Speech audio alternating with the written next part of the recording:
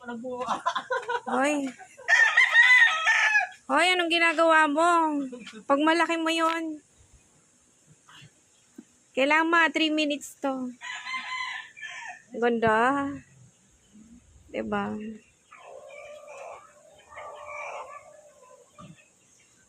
Siya po yung gumagawa.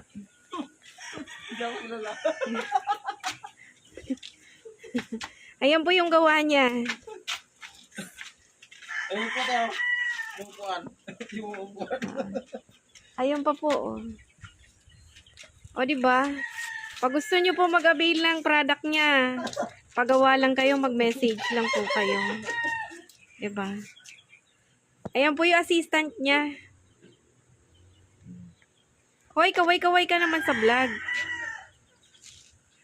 Yan. Yan po yung gawa nila.